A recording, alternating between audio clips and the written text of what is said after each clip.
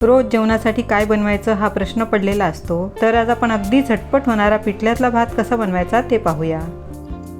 नमस्कार, मी प्रतिभा दारंवार. दाज किचनमध्ये आपल्या सर्वांचं स्वागत आहे. अशाच वेगवेगळ्या रेसिपींसाठी माझ्या चॅनलला सबस्क्राईब करायला विसरू नका. 4 कप पाणी उकळून घेऊ. तुमच्या तांदूळाला जेवढं पाणी लागत असेल त्याप्रमाणे यामध्ये पाणी घालायचं आहे. कढईमध्ये 3 टेबलस्पून तेल, मोहरी, जिरं, आवडीप्रमाणे हिरवी मिरची, कढीपत्ता घालून परतवून घेऊ. बारीक चिरून घेतलेला लसूण घालून गोल्डन परतवून यामध्ये कांदा घालून परतवून घेऊ. आवडीप्रमाणे स्वच्छ धुवून घेतलेले फ्रेश मटर घालून परतवून घेऊ. बारीक चिरून घेतलेला टोमॅटो घालून परतवून यामध्ये आवडीप्रमाणे स्वच्छ धुवून बारीक चिरून घेतलेली कोथिंबीर आणि फ्रेश मेथीची भाजी घालून परतवून घेऊ. तुमच्याकडे मेथीची भाजी आणि मटार नसेल तरी नाही घातलं तरी चालेल. हा भात नुसताही खूप छान होतो. हळद आणि गरम पाणी घालून मिक्स करून घेऊ. गॅसचा फ्लेम लो करून 1 वाटी तांदूळ स्वच्छ धुवून घेऊ.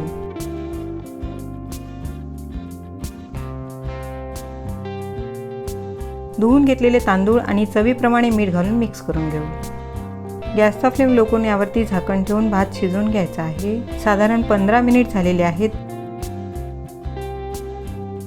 तांदूळ छान नरम शिजलेले आहेत. असं थोडंसं पाणी असतानाच यामध्ये अर्धा कप बेसन घालून मिक्स करून घेऊ.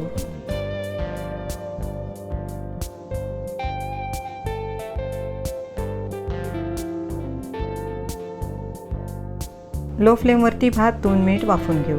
भात छान वाफलेला आहे. यामध्ये 1 टीस्पून साजूक तूप घालून गॅसचा फ्लेम बंद करून घेऊ. जेवणासाठी मस्त गरमागरम पिठल्यातला भात तयार झालेला आहे. तुम्ही अशा पद्धतीने पिठल्यातला भात नक्की बनवून पहा आणि कमेंट्स करून मला सांगा. रेसिपी आवडली असल्यास लाईक, शेअर करा आणि अशाच वेगवेगळ्या रेसिपींसाठी चॅनलला सबस्क्राईब करायला विसरू नका.